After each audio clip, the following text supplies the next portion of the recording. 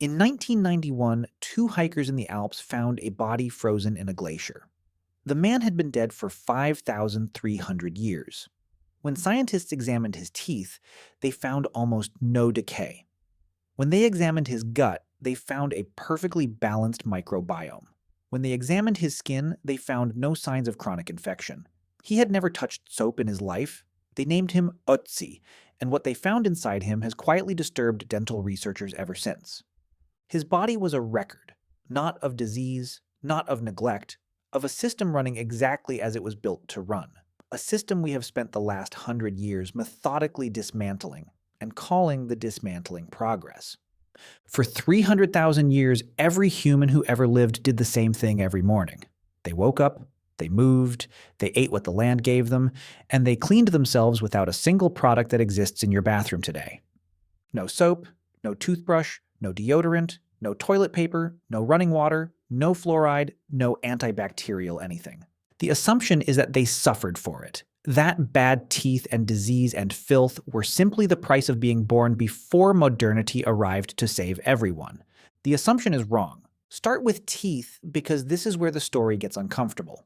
A 2014 study published in Nature Genetics analyzed the oral bacteria of ancient hunter-gatherers across thousands of years of human history. What they found did not match what anyone expected. The further back they looked, the healthier the mouths became. Ancient hunter-gatherers had a more diverse, more stable, more effective oral microbiome than modern humans have today. Their mouths were better at fighting harmful bacteria than yours is right now. Not because of anything they did, because of everything they didn't eat. No refined sugar, no processed grain, almost no starch. The bacteria that cause decay feed on exactly those things.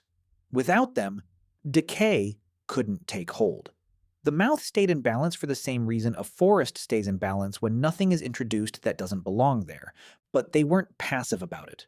Neanderthal teeth found at Combe Grenal in France, dating back 130,000 years, show deliberate scratch marks. Thin sticks worked between teeth the same way floss works today.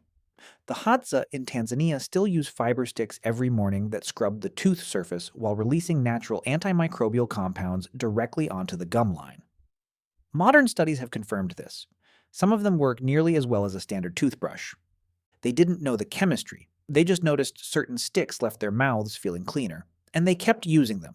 For 300,000 years, diet and sticks. That was the system.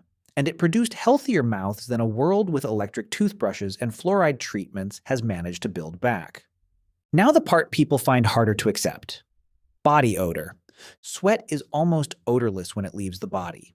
The smell comes entirely from bacteria breaking down sweat on the skin's surface.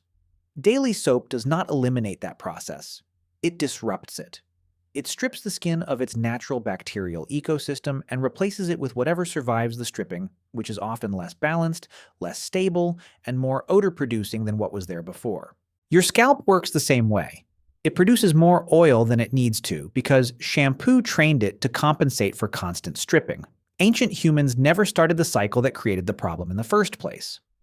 Their scalps produced oil at a rate calibrated for a life lived without shampoo. Ancient humans had a fully intact skin microbiome, and they absolutely cleaned themselves.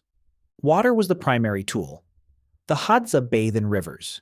The Juhuansi wipe down with wet hands and grass. The Yanomami of the Amazon basin bathe multiple times per day. Bathing with water appears across virtually every traditional human society ever studied. Not as a luxury, as a baseline behavior, as automatic as eating. The idea that ancient humans never bathed comes entirely from confusing them with medieval Europeans. Different story, different era, different problem entirely. They also used ochre, a red iron oxide mineral ground into fine powder, mildly abrasive and antimicrobial. Rubbing it into the skin cleaned mechanically while killing surface bacteria at the same time. Ochre processing kits at Blombos Cave in South Africa date back 100,000 years. Grinding stones, ochre residue, abalone shells used as mixing bowls. A skincare system operating 99,000 years before the first soap factory opened. Here's the part that changes the frame entirely. Body lice only diverged from head lice around 100,000 years ago. The genetic split is the evidence that humans started wearing clothing around that exact time. But lice also tell us something else. Something about what daily life actually looked like. Picking through hair to remove parasites was one of the most fundamental daily activities in every human group ever studied.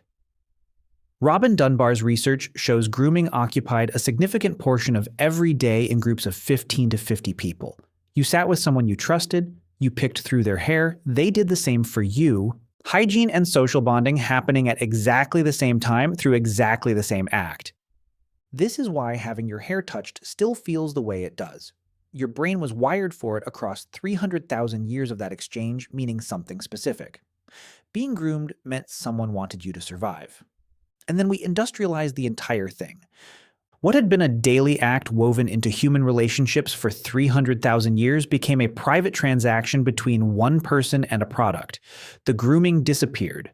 The products multiplied. And the companies selling those products needed a reason for you to buy them. They were also more hygienic than the people who came after them, not because they were smarter, because they never stopped moving. Small groups, open land, natural distance between waste and water, the sanitation catastrophes that would later kill millions in cities were problems ancient humans never created because their way of living never allowed those problems to form. In the early 20th century, something changed. Not in human biology. In marketing, soap companies in the 1920s invented body odor as a social emergency. Before those campaigns, natural body smell was not a source of shame.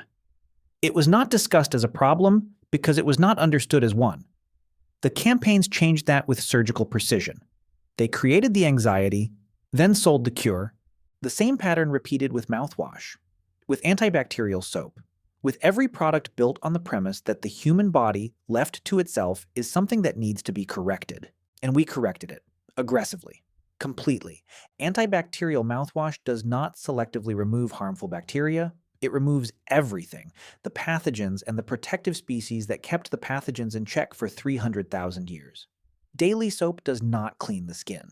It resets the skin's ecosystem from scratch every single day, never allowing the stable microbiome that ancient humans maintained continuously to establish itself. Autoimmune disorders were rare for most of human history. Skin conditions that are now ordinary were documented as exceptional as recently as a century ago. Allergies that ancient humans never experienced have become so common in modern populations that their absence is now the anomaly. The body kept the record.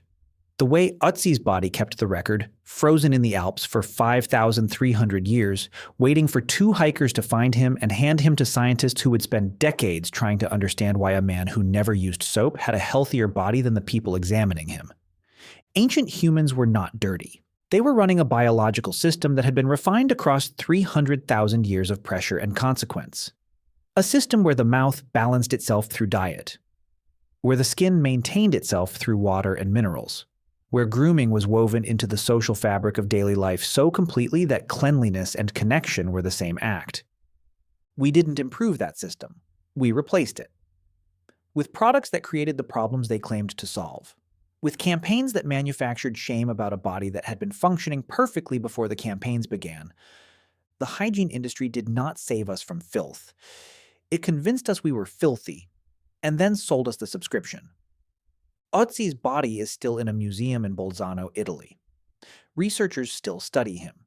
Every few years, a new paper comes out with a new finding about how well his biology was functioning at the moment he died.